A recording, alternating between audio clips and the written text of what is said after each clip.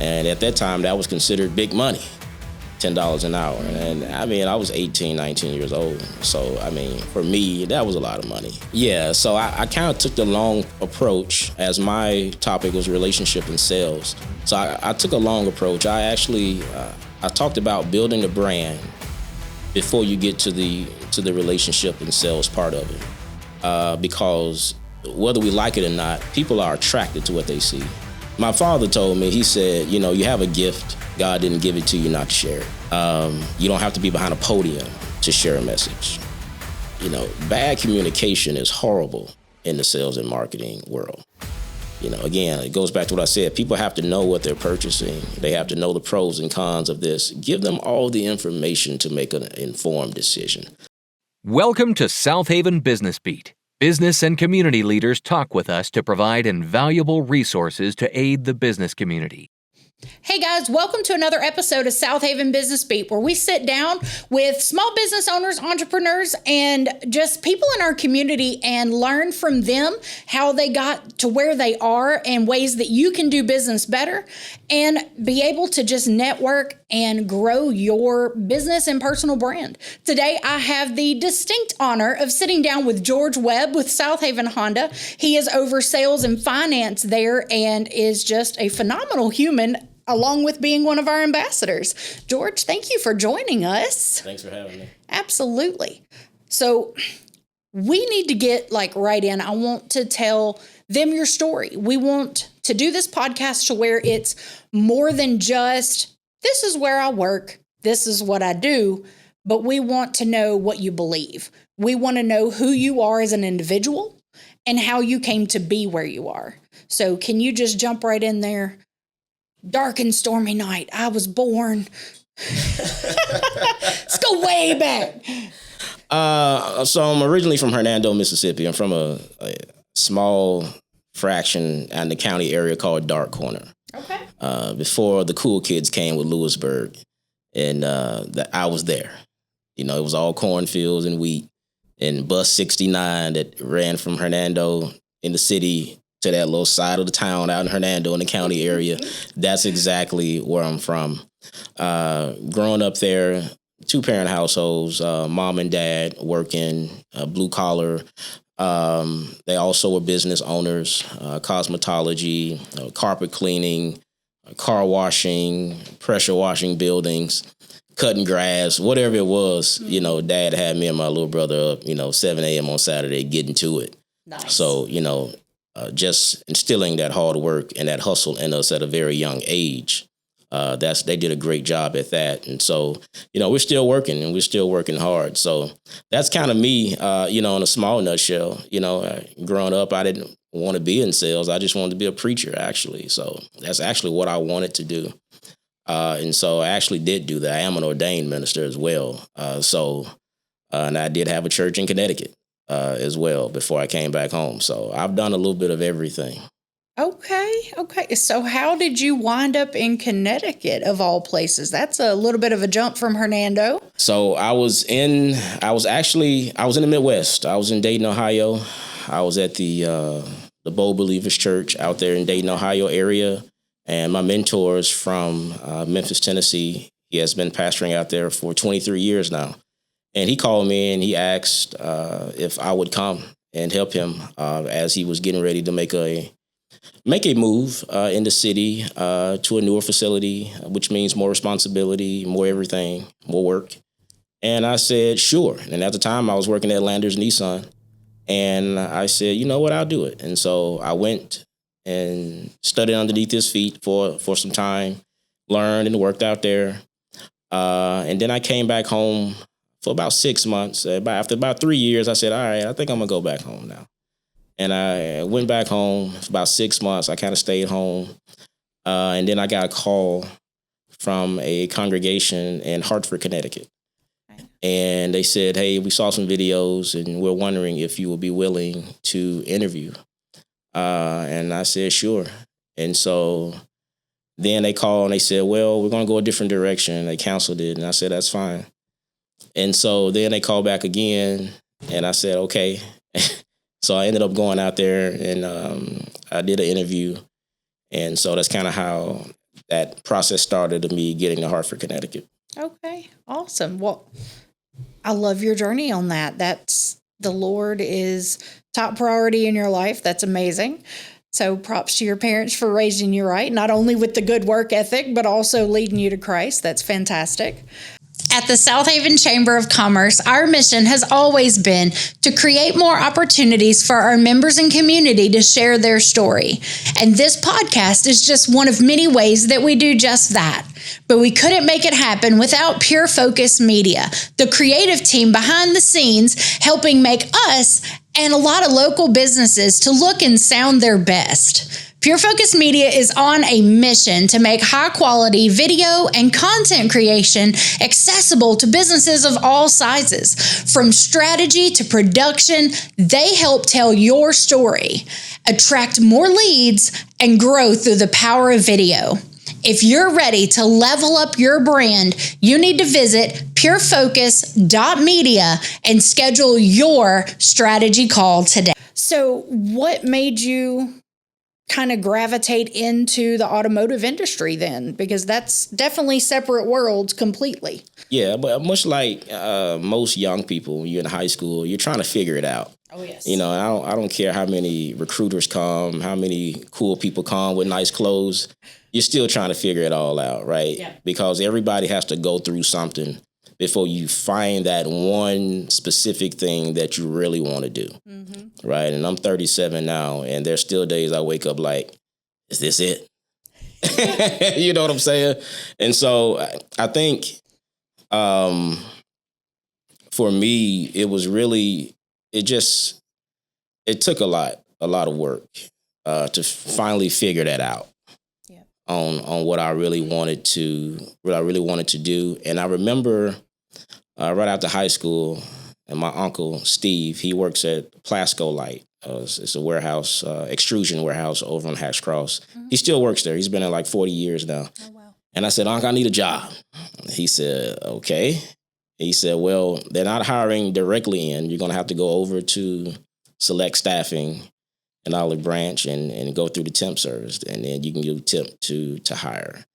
So that's what I did, and they gave me the job over there making $10 an hour. And at that time, that was considered big money, $10 an hour. And I mean, I was 18, 19 years old. So, I mean, for me, that was a lot of money, especially when you're used to staying at home and, you know, you're not paying any bills, right? And so I went in there, I did that for about a week or two, and the hours were crazy. I mean, we're talking 12 p.m. to 12 a.m., the sleepiest hours of the day. It was 4 days on, 3 days off, 3 days on, 4 days off. I said, Uncle, you've been doing this 40 years? He said, yeah. He said, well, I ain't been doing what you've been doing 40 years, but that's why I started. He said, everybody got to start somewhere. Yes, sir. And I'm looking at him like, I get it. But man, what a start. What a start. So I came home. One day, it was just a crazy day. I mean, had cuts in my forearms. Like, the plastic was so hot, it was burning through my shirt. I came home. I laid across the bed. I said, God, it got to be something else out here. It ain't no way you put me on this earth to do this right here every day. And at the time, Craigslist was very huge on job prospecting. So I got on Craigslist, and I found an ad on Craigslist in the job section that said Landers Nissan is hiring. And I looked at it and I said, well, I probably could sell cars because I did door-to-door sales for a while in the summer. And so I called my uncle, who is one of the partners over at Mount Morale Auto Sales. And I called him. I said, you think I could sell cars? He said, I think you could. Why not? Go for it. And so I went and interviewed at Landers Nissan, and Mr. Grazzani told me, he said, hey, well, if you can do door-to-door sales and you can work them hours you working with the warehouse, you probably could sell cars. And so that's kind of how it started. That's incredible. Yeah, I kind of have a similar story. I mean, I didn't hustle like you did in a warehouse or anything, hauling hot plastic or nothing, but I've done everything from teaching preschool to working in a garage, doing direct sales, to driving charter buses and concierge services. So I was like, I didn't know what I wanted to be when I grew up until I was 40, when I found the chamber world. Yeah. So I'm all about exploring and figuring things out, because you never know until you really get older and tap into those talents and what you really have. And I tell everybody all the time that selling things, the product can come and go. The product can change 100 times. When you're selling yourself. The product will sell itself, but you've got to have those communication skills and that connection to be able to build that relationship, because it doesn't matter what the product is. If they don't like you, they're not going to buy from you. Absolutely. Absolutely. Jeb Blunt has a book I have on my Kindle, People Buy You.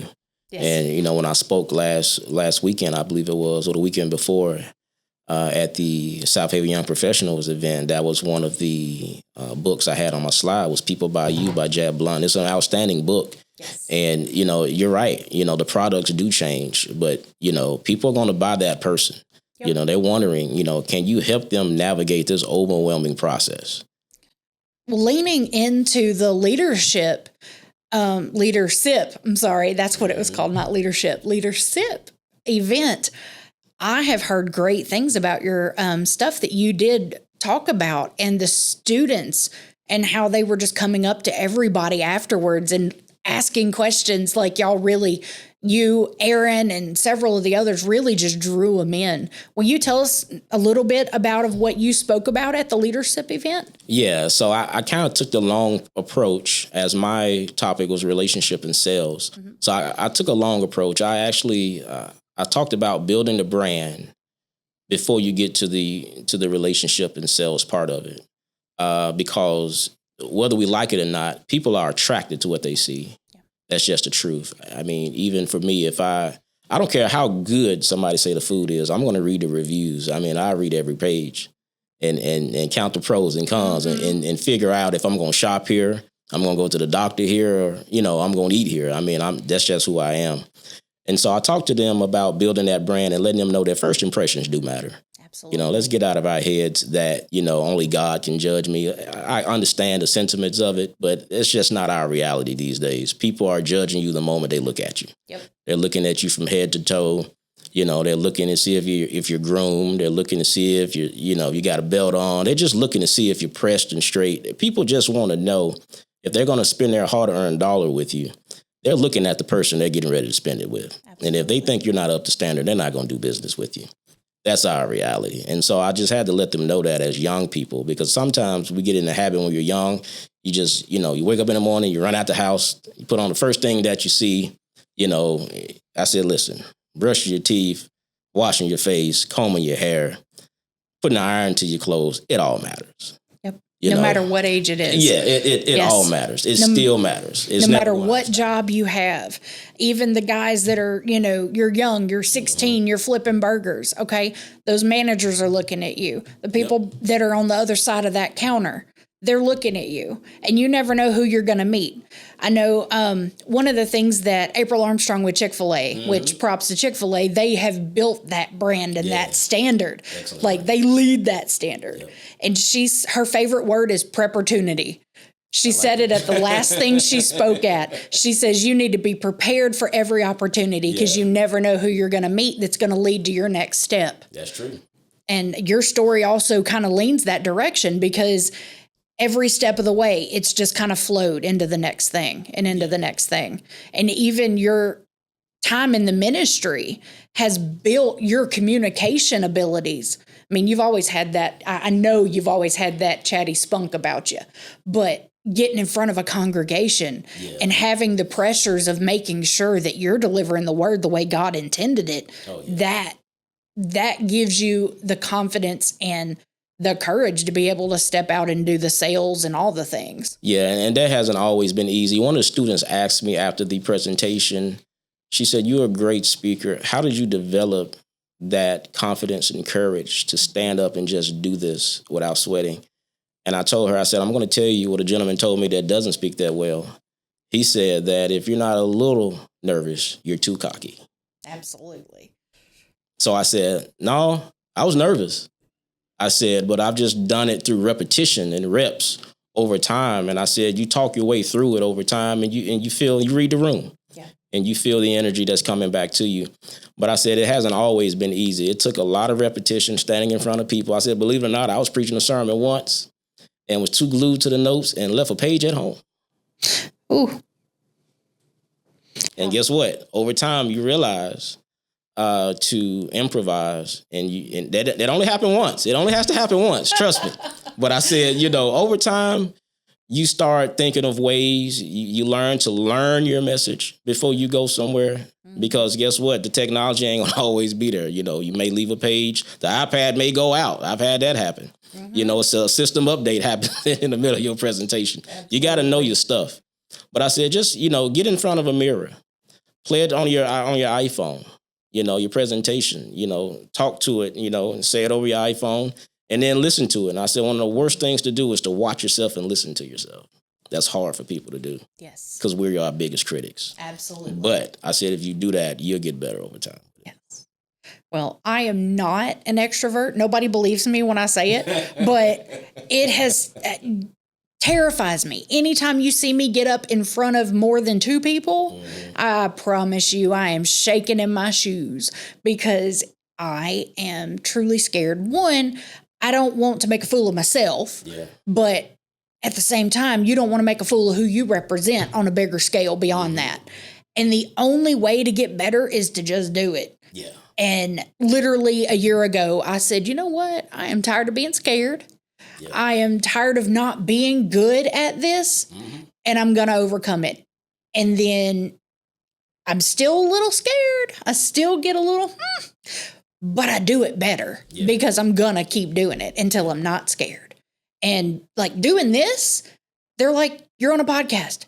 You do great. Okay, well, I can sit down and I can talk one-on-one all day long. Yeah. Sharing each other's stories and having a conversation is a whole lot different than standing behind a podium with an agenda. And I have a fear of podiums. I've decided that's what it is. I don't have a fear of speaking. I got a fear of podiums.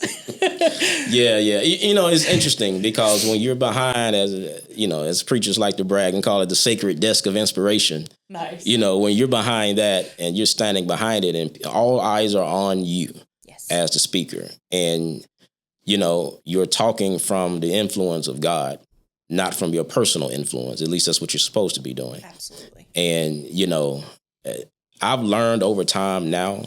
I used to be such a hard critic of anybody that was speaking. And, I stopped doing that, a while ago. And now for me, I'm 37, you're reaching 40, you're getting older. I started seeing driver's license with 2002 on them. Oh, Lord. Now I know I'm in that range now. I'm Unc, as the young people are like, hey, Unc. I'm like, oh, gosh. Now you realize that, you listen to the message of the person. What is this person saying that's going to help me in my life and benefit me? He doesn't necessarily have to be the greatest speaker, but is what he or she's saying, is it relevant to my life? Can I get some out of this message? And majority of the time, if you approach it from that perspective, you'll always get something out of it. At the Southaven Chamber of Commerce, our mission has always been to bring more opportunities to our members and to our community. And this podcast is one of the many ways that we do just that. But we couldn't be able to do what we do without the support of our sponsor, Wisdom Integrators. They're the strategic tech partner that makes it possible for businesses to work smarter and not harder. Wisdom Integrators helps organizations harness that power of technology by designing tailored solutions for workflow, automation, process improvement, and digital transformation. For small businesses or large enterprises, they bridge the gap between the vision and the execution. Are you ready to scale up your efficiency and impact? Then you need to come and visit wisdomintegrators.com to schedule your consultation today. Well, I know I follow you on social media, and you have gotten quite active on social media here lately. Yeah. And not just promoting Honda. You have inspirational messages that you share. What clicked in you that made you go, I need to do this? I need to invest. Because that's what you're doing. You're investing in others by doing that message. Yeah.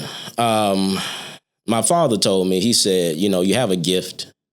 God didn't give it to you not to share it. You don't have to be behind a podium to share a message. And he said, make your phone your podium. Nice. I said, you're right. And so that's what I started doing. The phone became the podium. And so I started sharing messages, the inspiration as it comes to me, I share it. And people have told me that, they get a lot out of it. It's a blessing. Sometimes, if they're feeling down on something, they may scroll through the page to find something. Yeah. And that means the world to me, because positivity should be for everybody. You can't put a price on great encouragement and positivity because everybody needs it. Because I don't care what anybody says, life happens to everybody. Yes, sir. We all hurt, we all bleed, we all struggle in some form or fashion. And so to be able to know I can put a message out there, push a post button, and everybody can view it. Yeah. And it's free for them to view it and be able to get something out of it. I'll do it over and over again. Well, I can tell you, I am one of those people, and I love it. And I know that there have been people that I know, at least a couple, that have now started doing the same thing on a different level and from a different approach slightly, but they had the courage to step out and just start doing it because they see you doing it. And I think that is a huge thing that there's so much negativity on the internet. There's so much negativity on social media. Yep. We need that. Yep. And I love it. So from me personally, thank you for doing that for sure. I appreciate it. And, a few years ago when I started trying to do it, I was just too hard on myself. I would do it. I may record a video 30 times and then I just started saying, forget it. If I stumble, if I mess up, I'm pushing play on it. Yeah. Because you got to do it messy, right? I love Nike's slogan, just do it. Mm-hmm. Stop trying to be perfect. Stop worried about who's going to critique it. Forget all of that. If it's from the heart and and if it is of God, you can put it out there and it won't return void. Somebody gets something out of it. Absolutely. I love that. I heard a speaker the other day to lean into that about, it doesn't have to be perfect. He was like, you stop worrying about what people think of you when you realize how little people think of you. Yeah. So you literally are the only one that's judging that. You're the only one that's saying, okay, this isn't good. Yeah. You're somebody's smile. Yeah. That's literally what that is. No matter what else, it was positive and somebody saw it when they needed to see it. Yep. And the Lord makes sure of that. There it is. He provides the increase. Yes. And as long as he's providing the increase, only good can come out of it. So do you do individual discipleship or anything still in the ministry realm? So that's something that I'm beginning to open up more. In 2026, it can just be so tough because you have to totally do it separately from your day job. Yes. As, compliance and different things of that nature. But, that is definitely something that I'm starting to do. I'm starting to create a series on videos for YouTube so people can be able to subscribe and they can subscribe to different messages on faith, on struggling with different addictions and things of that nature. So they'll be able to just get 10 to 15-minute lessons and they can just go through them and do it that way. So more of an online or digital form of discipleship versus one-on-one often. But if it's something that people can because I'm noticing people are all about convenience now. I mean, even if they come purchase a vehicle, they want to get out of there in 10 minutes. Yes, so people, so time is of the essence more now than it's ever been post-COVID. So I'm putting together some digital series that'll be able to help some people. I love that. That's awesome. So how can they find you on YouTube then to see that? So right now I don't have it all up yet. Oh, okay. So I'm going to put that. Yeah, So it's still under construction right now. Okay. But I'm going to definitely put it out there when it finishes. All right. So y'all keep an eye on me because I'll let you know when he does post it. It'll be on my social media because I'm going to share it. You can guarantee I'm going to share it. That's awesome. So for the people that are watching, let's say small business owners, entrepreneurs, people that are still trying to figure out their path, can you give us 2 or 3 tips, pivotal just insight to how you came and found where you're supposed to be, something that they can take away from it to figure that out, what their next steps should be? One of the, if I can remember his name, I can't, his name is not coming to me right now, but he works at a Volvo dealership out in St. Louis, Missouri, out in the suburb area. And he is tremendous. He's the number one Volvo dealership. He's the number one salesperson for Volvo in the world in St. Louis, Missouri. St. Louis is not a huge town. No, okay? It's not. He's number one in the world. That's fantastic. Right. And I reached out to him and I asked him, I said, how did you do that? And he says, I'm going to give you an answer that you're not going to believe. And so when he said that, I knew it wasn't going to be deep. I said, what is it? He said, here it is. Treat others the way you want to be treated. He said, I've been treating others the way they want to be treated for 36 years. That's why. I love that. And he said the other part of it, if you do that, the other part of it is tenure. People do not trust people who jump around. They just don't. So if you're treating other people the way they want to be treated, sincerity is number one, because a lot of people aren't sincere anymore. A lot of people start businesses for the wrong reasons. A lot of people jump in businesses for the wrong reasons. So you have to treat people fairly, give people a fair price, make sure people understand what they're buying. Don't just throw them in and bind them into something that they don't know of, because that happens a lot too. And if you do that, you'll make it. You'll make it. It won't be an overnight thing. It's not an overnight thing for me. Every day I struggle on what I'm going to post next. I have to really sit down at it and really work at it and write stuff down. But it's not, the race isn't given to the swift, right? It's given to the one who endures to the end. Absolutely. So it's just working, and it's just putting forth your best effort. But number one is sincerity. Treat people right. You have to treat people right, number one. Number two, communication. Bad communication is horrible in the sales and marketing world. Again, it goes back to what I said. People have to know what they're purchasing. They have to know the pros and cons of this. Give them all the information to make an informed decision. I've had people, believe it or not, everybody doesn't buy a car from me, but I guarantee you the percentage is very high for those people who come back to buy from me. Yeah. They don't all buy that first day, but a lot of them come back. You know why? And I tell them before they leave, I'm banking on it. The next place you go would not be this thorough with you. Yeah. My job is not to sell a car. My job is to provide the best experience possible for the person that's looking to make a purchase. I help people navigate the overwhelming process of making a buying decision. Yeah. That's what I tell people. And that's literally a huge decision and a huge process of purchasing a car, especially a new vehicle. Yeah. That's a serious commitment. That's a huge price tag. I mean, second probably to purchasing a home.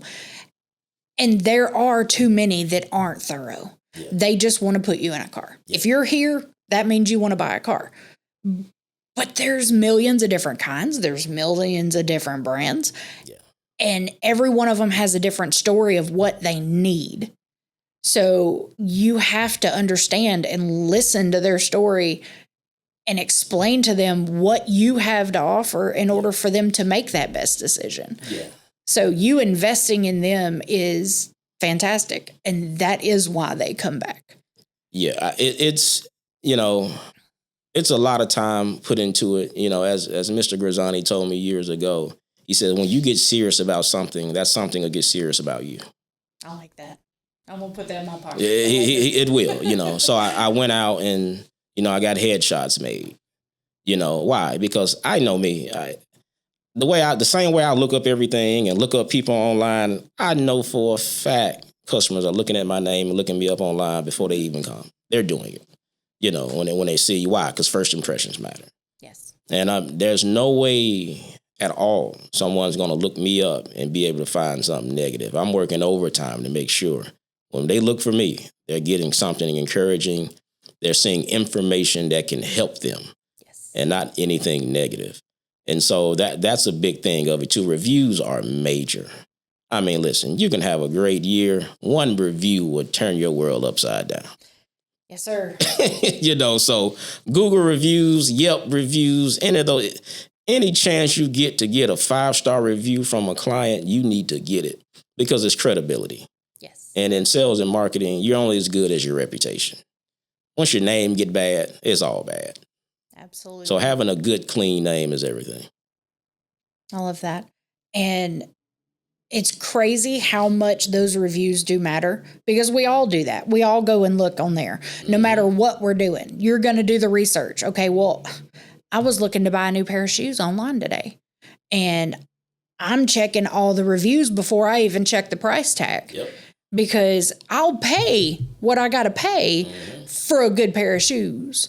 But if it doesn't have the reviews that say they lasted, they did this, you're not going to do it. It doesn't matter how good the deal is. Yep. If it's not going to hold up, it doesn't matter. Yep. And it takes a whole lot of good reviews to overcome one bad review. One bad one tear you up. I told him that, at the leadership conference, I told him, I said, listen, no matter how good you are, you cannot overcome a bad review.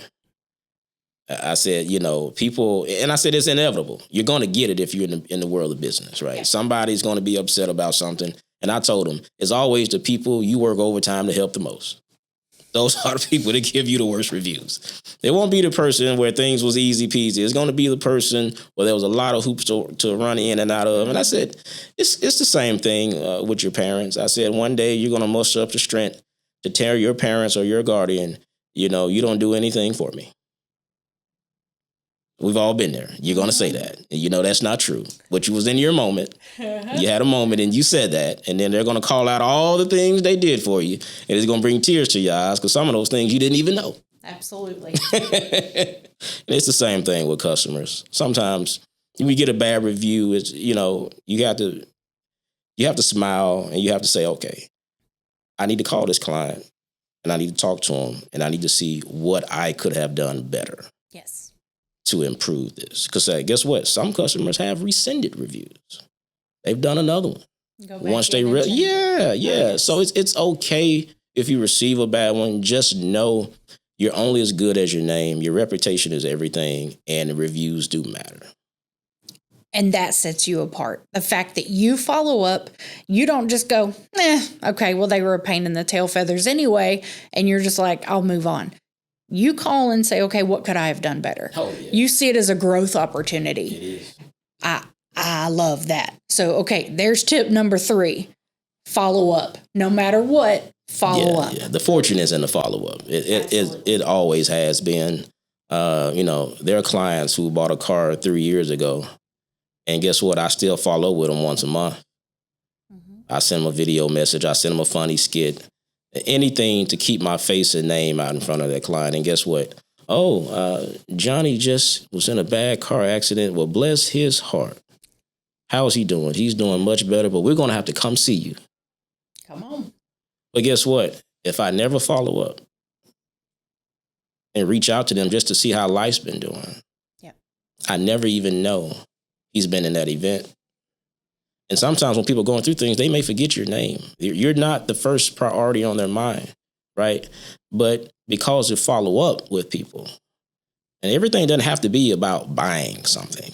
Just check in on people and see how people are doing. You'll be surprised the things people go through after they've left you. Yes. So follow up with intention, and you'll get a lot out of that.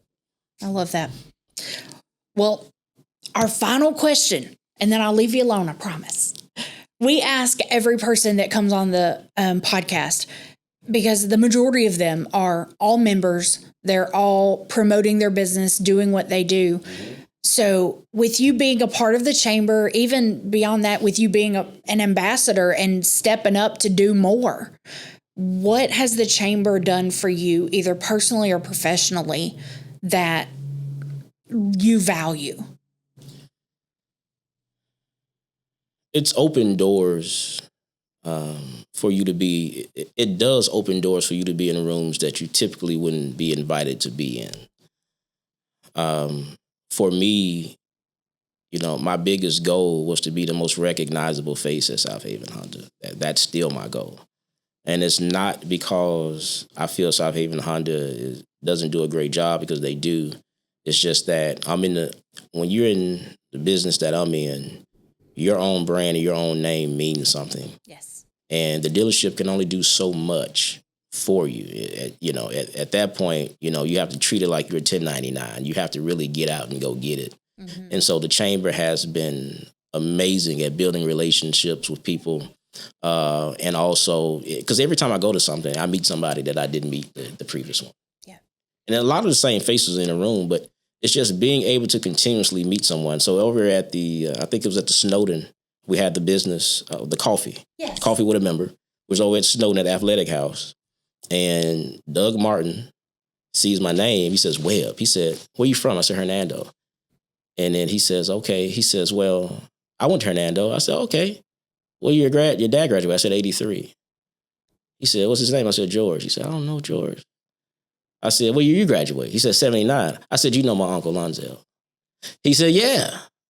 That's cool. I do. I played on the basketball team with him, right? Cool. But if I don't go to coffee with a member, if I'm not a part of the chamber, I never meet him. Yeah. And then he says, you know what? There's somebody else you need to meet. Right down that hall is Mr. Lois. Go meet Mr. Lois. I went down and said, hey, Mr. Lois, I'm George Webb. She gets so excited. She said, you're Annie Mae's grandson. I said, yes, I am. Oh, my goodness. I went to school with them, grew up on Fog Road. It was just those conversations, right? If I never go to coffee with a member, if I'm not a part of the chamber, I don't meet them. I love that. That's fantastic. That's real world. I've built a connection. I've built an automatic relationship. Yep. Because my grandma was good to you. My uncle was good to you. Mm-hmm. That automatically gives you credibility. Correct. And you've got the skills to back it up too. So I love that. That's fantastic. Yes, ma'am. So now I can strut just a little. I love that. That's chamber connections, baby. That's chamber connections. And, get a part of the chamber, but not just for connections. You ought to want to make the place you live at better. Yes. Get in there and serve. And if you live in a community, it shouldn't matter to you what it looks like. It shouldn't matter to you what's happening around you. And I think the chamber is fantastic. It's been fantastic for me. Awesome. Thank you so much. It was really awesome to sit down with you for a little while. Guys, if you haven't done so, if you're looking for a vehicle, if you're thinking about looking for a vehicle, if you just want to come and hang out with George for a little while, go by Southaven Honda, ask for George. He'll give you an encouraging word or a funny limerick. You never know what you're going to get with him, but you're going to have a good day afterwards. So go by Southaven Honda. Check them out. And thank you so much for joining us for another episode of Southaven Business Beat. And if you haven't done so, you need to click that subscribe button down in the bottom so you don't miss a single episode. We've got lots more great things coming down the road. Thank you so much. Have a great day, guys. Thank you for listening to this episode of Southaven Business Beat. Would you like to be a sponsor of Southaven Business Beat? Please email us, info@southavenchamber.com. Be sure to share and subscribe for more business resources.